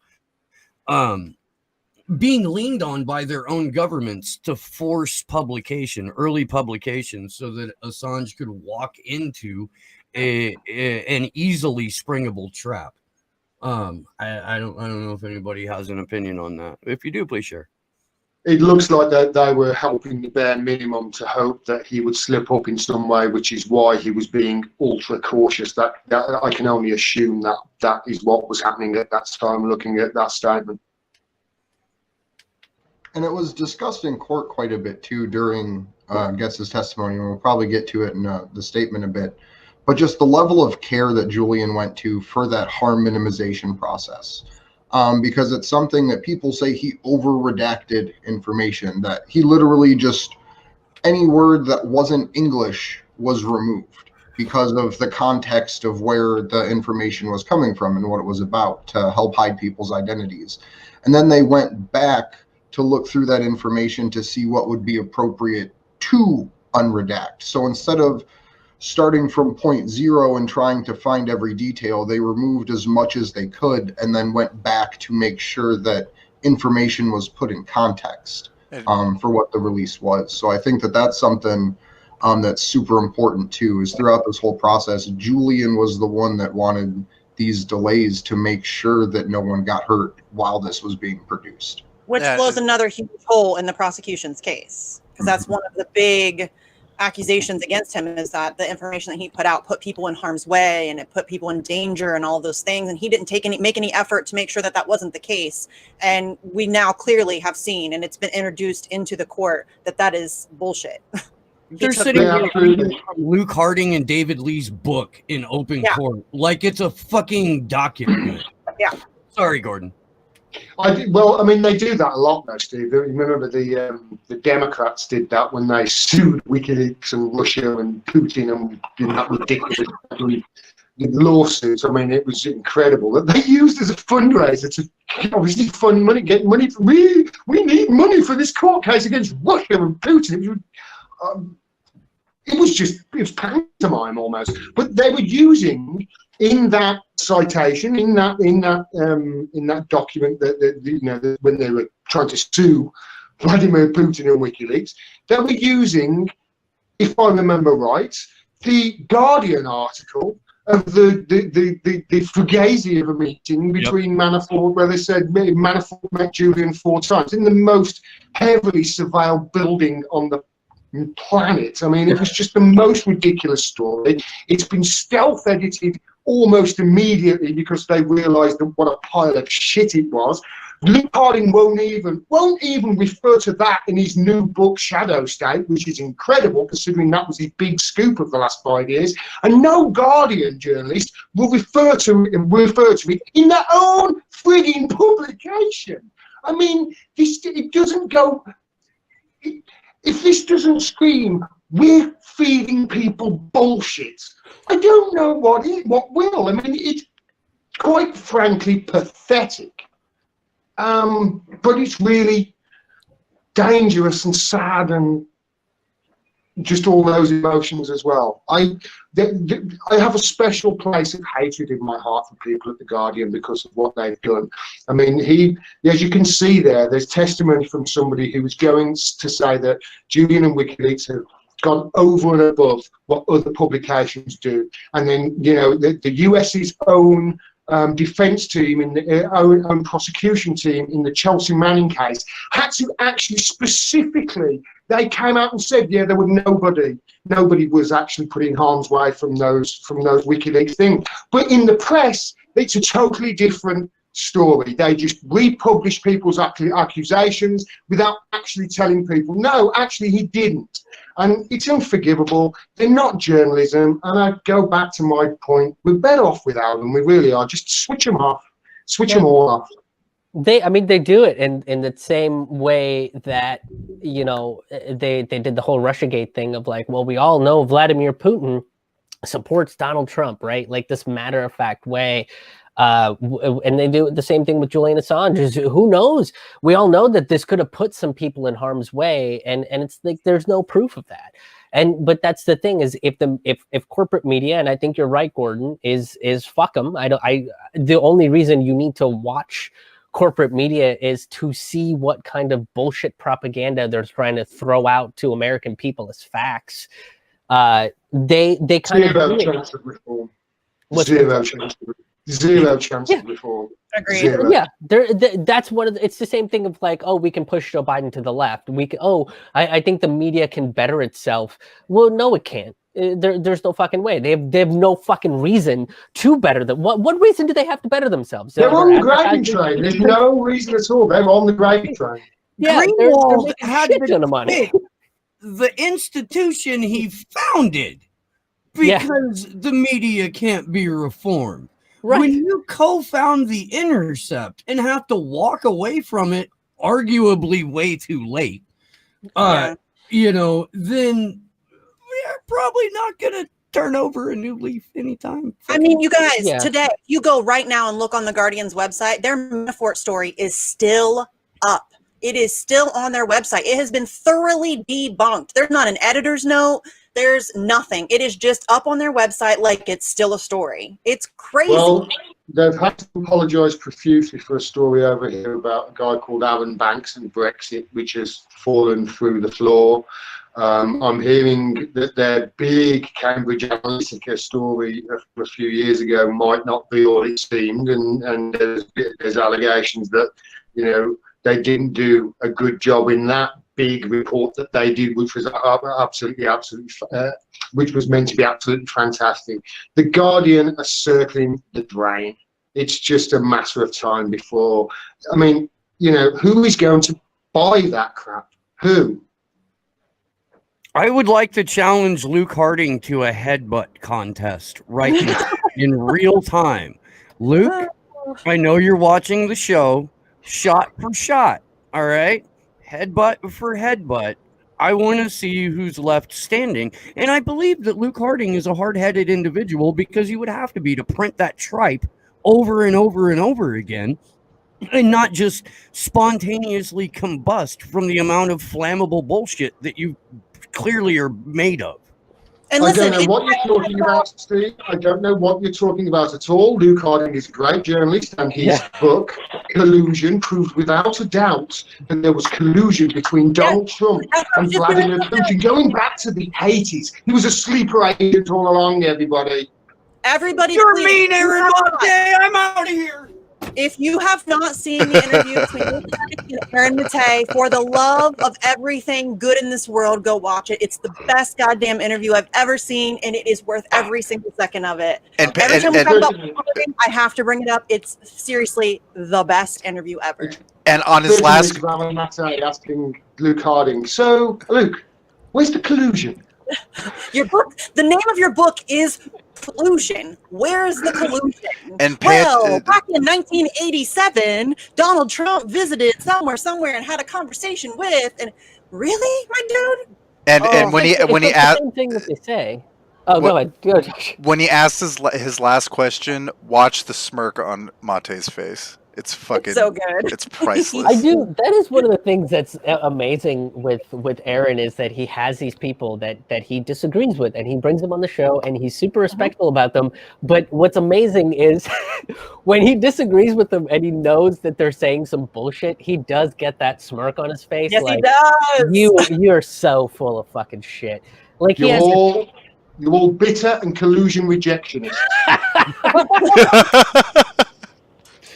Well, Gordon, it sounds like you're a collusion And look, man, Collusion I'm not. deniers. Aaron Mate is not like infallible, but what he No. did No. to Luke Harding was No. absolutely fabulous, man. And Yeah. and Nobody's better on pained me- Russiagate reporting. no, It he's pained me fantastic. yesterday to see him be like, I'm really hopeful about Yes. some aspects of the Joe Biden administration, and here they are. And it's like all of And it the was all shit that they bullshit, promised not to do. Yeah. Or promised to do horribly. And it's like, I love dude, Aaron. He is the best on Russiagate, and he's a good journalist. Like, he does great work, but there are just a lot of things that he's too nice, and I think, and he's admitted to it on Jimmy Dore. You know, some of us have to be worried about keeping our jobs. We have to be worried about, and I get that, but it's also disappointing because I do really love him, and I want to see him go like full balls to the wall, like take no prisoners. Well, I was really hoping that he would push a little bit harder into Spygate, which is like Yeah. the underlying reason why Russiagate, one of the two reasons why Russiagate came into existence. So that's the one thing that makes me sad is he does really good debunking Russiagate, but then stops short of why it was actually created to begin with. gotta keep getting invited to the right parties. Yeah. Right. Gotta have the access that he has already, and if he goes too deep into the paint, that access goes away. And even Aaron has said as much. Like, this is a career for me, that I want to protect my job. So, which I appreciate his honesty. At least he's straight up about it, which is nice. I mean, that's refreshing. Yeah, and look, man, it gives you the ability to go look for other authoritative sources. And you don't have to just get stuck fanboying one reporter or one content creator or another. Like, that's not how it's supposed to fucking work, man. It's not. Oh yeah, for sure. The craziest part of the whole thing, though, to get like the full story of Russiagate, you have to put the Gray Zone and Judicial Watch's videos side by side to understand what's actually happening between the two. So it's just crazy. Mostly because Tom Fitton is a crazy motherfucker. Like, But so to pivot this back, though, because we were talking about Luke Harding and the Guardian and all that fun shit. In court, they had talked about what the actual strategy was for releasing the information that Luke Harding released when he put the codes into his book for the information. And it really just shows the difference in journalistic practice, where WikiLeaks wanted to go nation by nation and make Cablegate and the surrounding information a very impactful, large story where each country and city could digest it and what was appropriate for them over the course of a year or two. And then you have these Guardian people that literally just release all of the information at once with no care for anything. All right, Back Steve. slides. Next slide. okay. We still have quite a few. I think this is okay, I got to drop down one. Slide 6. While I was not involved, I am aware that the process for redaction of the Iraq data changed. Even more so than the Afghan war diaries, the redaction process replaced basically all names with blanks or X's. I remember reading stories involving WikiLeaks being criticized publicly for having adopted a process which involved, in the view of some others, over-redaction. Even documents that had been released by the Pentagon as a result of FOIA applications provided more information than the redacted WikiLeaks documents. I remember that during the preparations for Cablegate, the State Department initially actually participated in the redaction process. At Der Spiegel, we had a conference call with a number of officials from the Department of State, including PJ Crowley. They actually read numbers to us of documents they felt were too sensitive, with the understanding that we would give these numbers to WikiLeaks to properly redact the documents. WikiLeaks did exactly that when requested. Again, just blowing fucking the prosecution's argument should change its name to Goetz at this point. For somebody who's not a journalist, he's acting awfully like a journalist and a journalistic outlet, isn't he? Yeah, right. But he's not a journalist. By the way, Josh, that was for you. It was. Thank you. Yeah, you're welcome. You're welcome. For like the 8 people who are watching that get the Goetz joke, that was also for you. I'm not going to explain it on the air. I'm not. No. Thank you. Slide 8.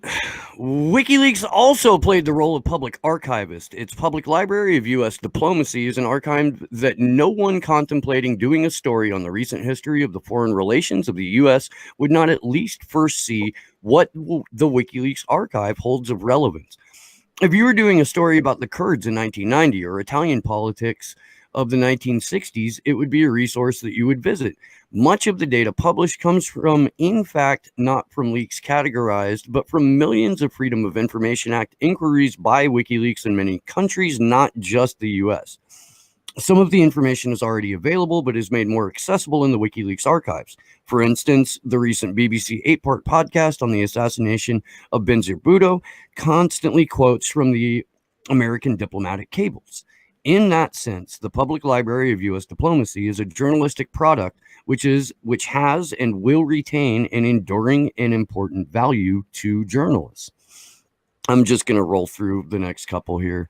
I do not have direct knowledge, but many of the surrounding circumstances were played out in Germany, and I have read and seen reports that I believe to be correct. Those reports describe a series of unforeseeable events: the leaving by a former member of WikiLeaks with WikiLeaks electronic data, the publication of the code word by a central media partner, journalist, and a spreading awareness that access to the hidden files could be achieved. I am aware that against Julian Assange's strong attempts to prevent the publication of the unredacted material becoming accessible on the internet, nevertheless, it began to place, including publication on a widely viewed site, Cryptome, where I note it continues to appear without any apparent attempt to have it taken down.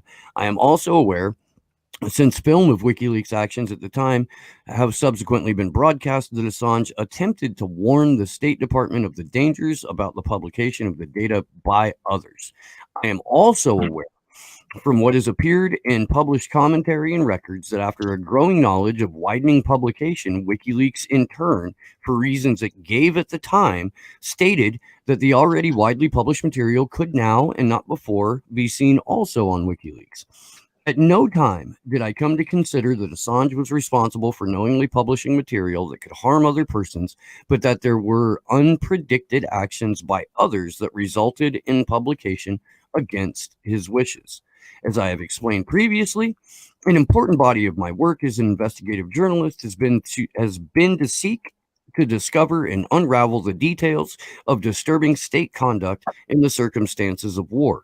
The starting point for inquiries that may lead to otherwise undetected evidence of grave state criminality has been sometimes triggered by public events in which the true facts have nevertheless been concealed, such as the German-ordered bombing in Kunduz I described previously.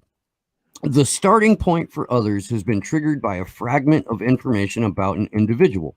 Such was the case of Khalid al-Masri. I'm going to pause here for a moment because there's only 2 left, and I feel like we've done a decent job of barreling through it. So, I mean, he basically comes out and says that everybody else put other people at harm, except for Julian Assange.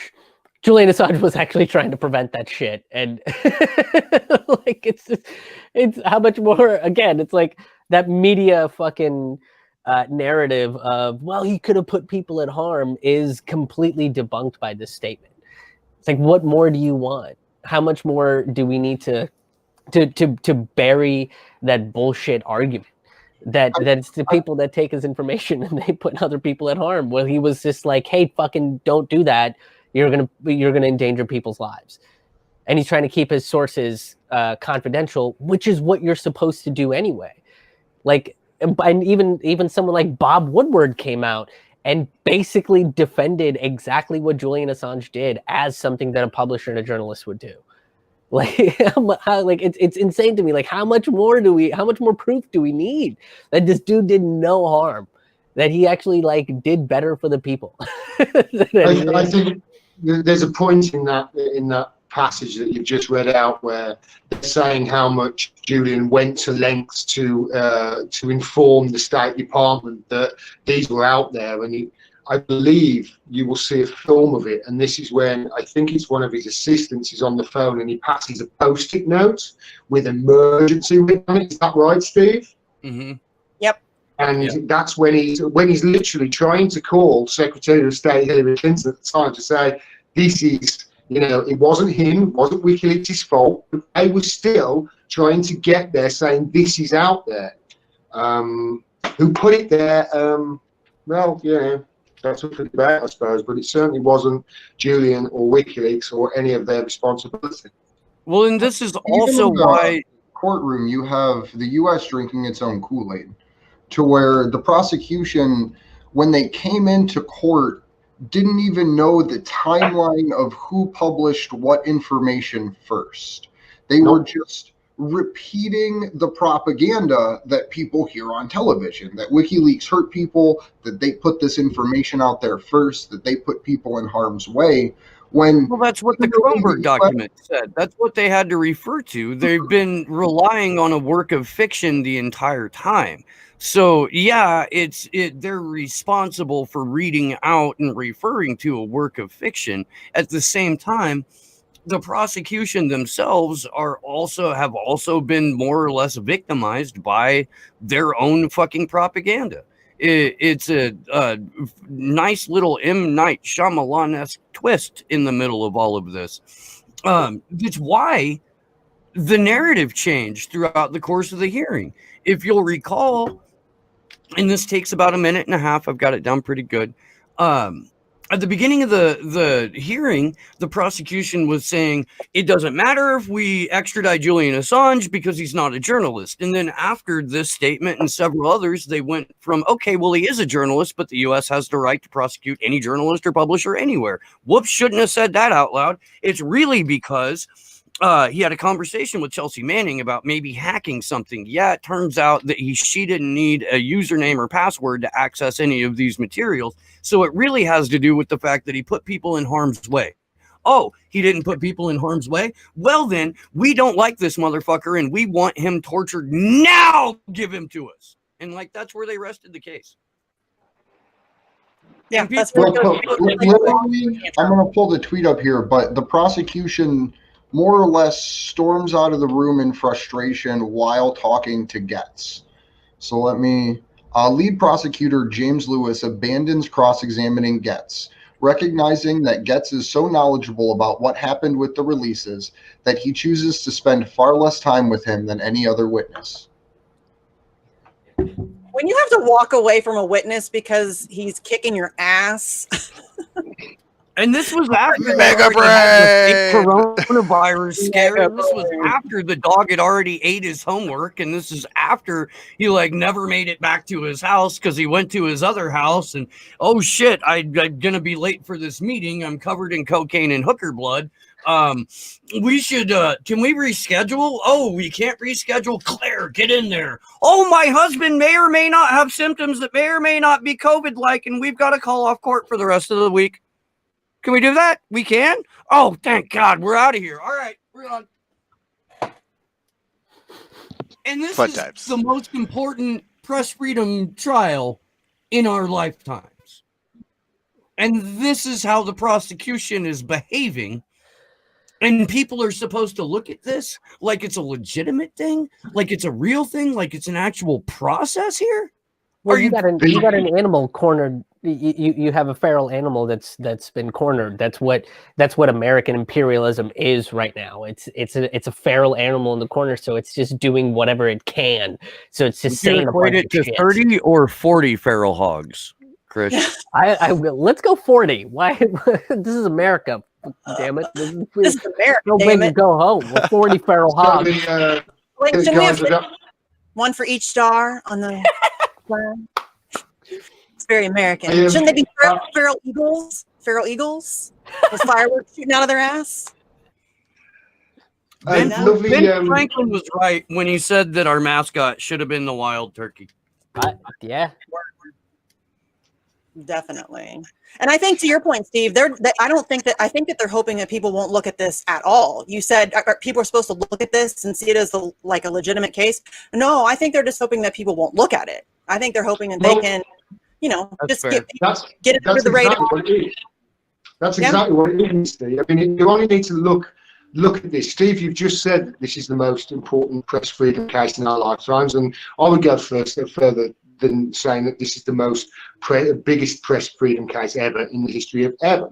And what's should really jump out at you and speak to everybody to say the media are fucking lying to you about all this is that in the 4 weeks of this trial, The Guardian wrote 4 articles.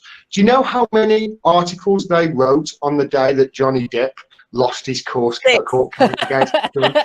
6. They wrote 6 on that day. On one day. They wrote 4 about the biggest trial in the history of press freedom. Shout out to George Galloway. What does that tell you about our wonderful press in the UK? It tells me that it stinks. That's probably more than the United States, than the mainstream media in the United States did. I would venture to say that that's more, that The Guardian actually did more than any mainstream media outlet in the United States. Woo, well done, Guardian! Woo-hoo! Yeah, they're the incrementalism of journalism. That's what the Guardian. It is very telling. It is very talked about it. That the media isn't covering this because this is, like you said, the greatest press freedom trial in the history of everdom, and journalists aren't talking about it. Media isn't talking about it. It's also a farce because they're trying all these tricks and it's all failing. It's all blowing up in their face. So like they don't know what to do. So if they put this on corporate media, if you get this on CNN or MSNBC or Fox News or NPR or whatever the fuck it is, if you get it on any one of those, all you're going to show is that the American empire is incompetent in getting someone that exposes what the American empire is. And then the American empire is just exposing what the fuck it is. So they can't use their propaganda networks to show what a farce they really are. So they're never going to cover it, right? So then you do have something like The Guardian in the UK writing 1 article a week about, what's going on. And they're not going to cover Julian Assange in the light that's actually true and factual. They're going to cover it in the light that they want to cover him in. And I think all of the people that were mentioned, what was it? The New York Times, Der Spiegel, Guardian, and maybe one other one that I can't remember.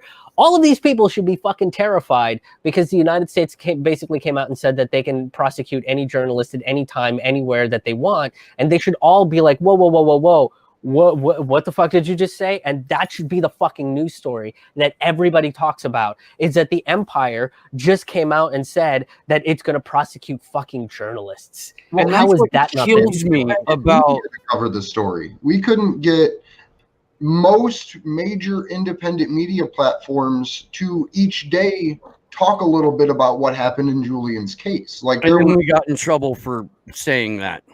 Yeah. Well, you had some.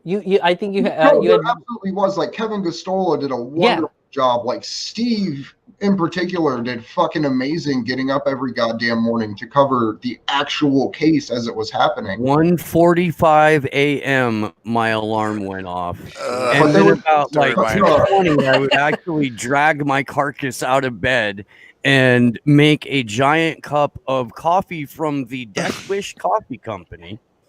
Hey, that's the next coffee I got on my way. Then go do like 4 hours or 4.5 hours of coverage, and then go to work for 8 hours, and then come back and do a show or come back and do a vigil and do it all over again the next day. And I gotta say, man, it was fucking brutal. Yeah. But if we can't get independent media, if we can't get the majority, 98% of the media that's supposed to be outside of the military-industrial complex to talk about this story without shaming them, right? Because TYT did it because Kimber did an amazing job just asking politely. And Glory Jones. And then they got shamed because they were like, well, yeah, we'll talk about this later, right? So, but we got to look into it.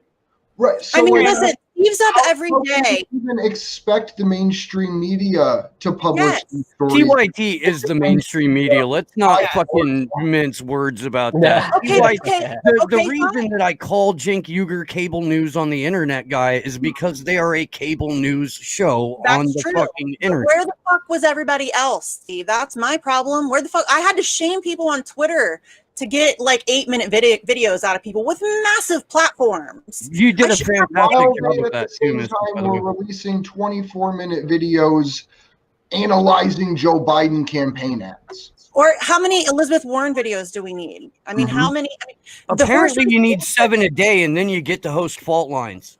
Right. Guys, I don't think you realise just how important a story it was when that fly landed on Mike Pence's head. Everything else needs to go into the back seat because this is the most important story, isn't it, Rachel? Well, they don't know how to make that. They don't know how to make something like Julian Assange entertaining. But boy, that fly. Oh man, what a goofy, crazy thing. And it's just like, you don't know how to fucking talk about the most important fucking case in the the guy from The Guardian who was like, oh, well, you know, there hasn't really been much going on in the case, so I just haven't covered it. Are you fucking crazy? Yeah. The guy at the BBC said it's been too repetitive. Yes. Yeah, repetitive. Talk of war crimes every day, repetitive. And human rights violations. Yeah, in a U.S. courtroom. Good. Yeah. Everybody, you should be talking about U.S. war crimes in a U.S. courtroom. That's where the fucking war crimes should be talked about. What the fucking like? That's the point. Why do we have a court if we're not going to fucking talk about U.S. war crimes?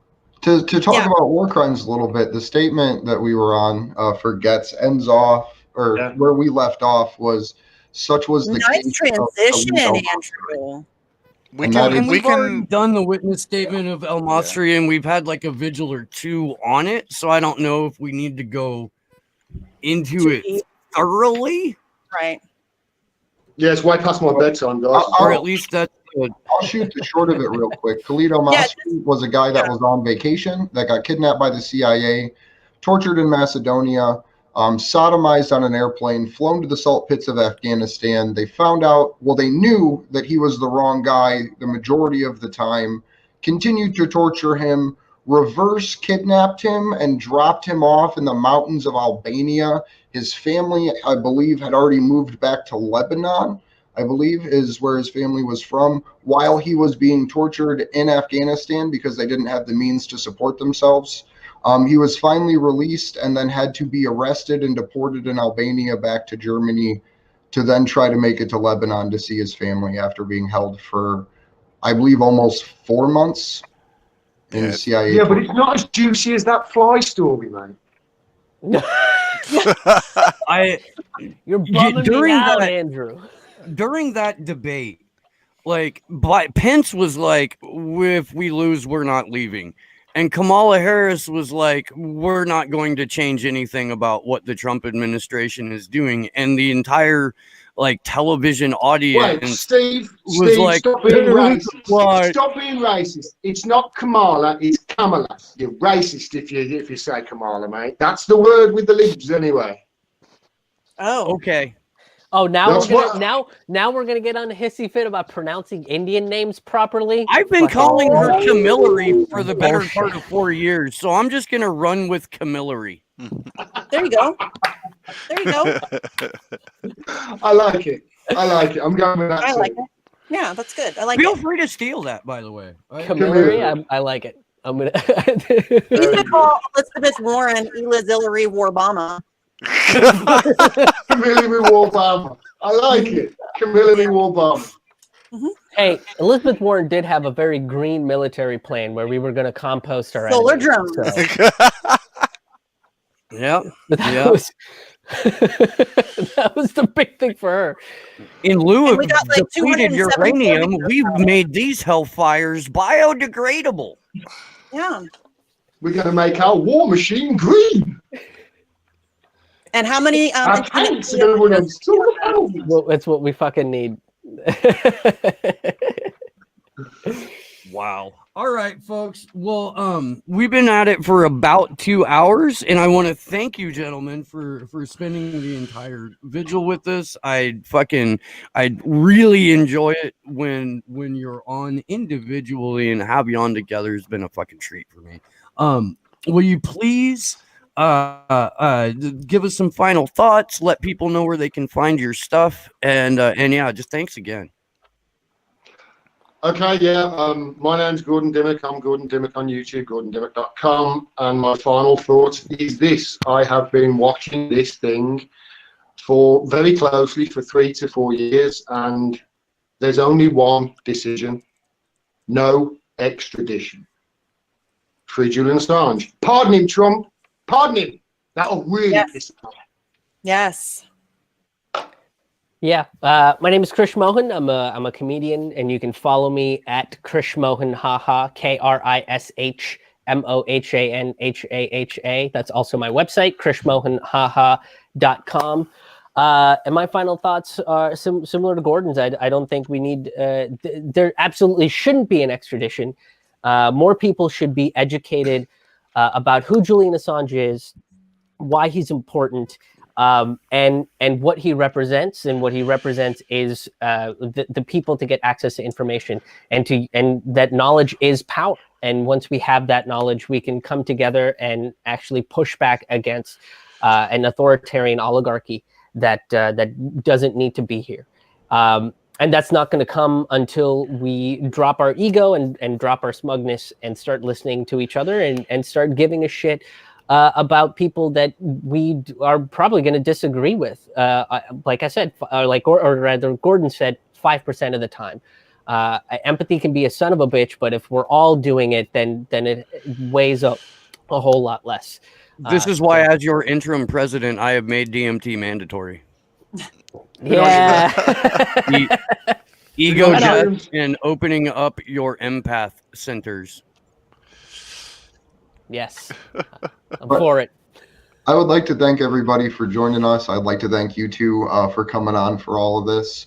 I'm Andrew Smith. You can find me on Twitter at Andrew Zigman. You can find us on Twitter at action_4 Assange. We have a bunch of different calls to action up on our website that you can participate in, from demanding pardons to contacting your local congressional representative about Gabbard and Massey's bills to amend the Espionage Act and pardon Edward and Julian. But yeah, thank you for Josh for helping out behind the scenes, and for my two wonderful co-hosts for joining. You're all awesome. I love you all. Thank you. Thank you, Gordon. Keep kicking ass. And I am Misty Winston. Andrew, first of all, I want to thank you for a better jazz hands, because Tuesday was a little lackluster, so I feel better about it today. Today was better. And I also want to thank Krish and Gordon for coming on. You guys are amazing. I love both of you. And I'm so thankful that you guys were here today. Thanks to my hosts. And as always, thanks to the people in the chat. You guys are amazing, and we love you so much. So, and you can find me on Twitter at Sarcasm Stardust. And then you can find my other show, Facts on the Ground with Jesse Zerwell, at Facts on the Ground on YouTube. And then at FOTG Podcast on Twitter, if you are interested in that. So yeah, thanks guys. My name is Steve Poitkin, and I host a show called Slow News Day, which you should be watching on the Rockfin. However, if you haven't made your free account or endorsed a content creator there, you can find me on YouTube and DLive. Tomorrow, I will be joined by documentary filmmaker Juan Passarelli and intrepid reporter and good friend Vanessa Beeley. That's going to be a high-test show. Be there for that. Sunday evenings, Rockfin only show. I think I want to do another moderator stream. So if you're a chat mod for Slow News Day, hit me up, spsnd@protonmail.com, and we'll work out the logistics for that. What else? I just, thank you to my co-host. Thank you to Sleepy Josh on the 1s and 2s and the graphics. thank you to Krish Mohan and Gordon Dimmack. I love both of you gentlemen very much, and to everyone out in the chat. We do the show for you guys, and we hope that what you learn here you take with you and you go scream into somebody's face as politely as possible. We will see you. I'll see you hopefully tomorrow. Until then, good luck to us all.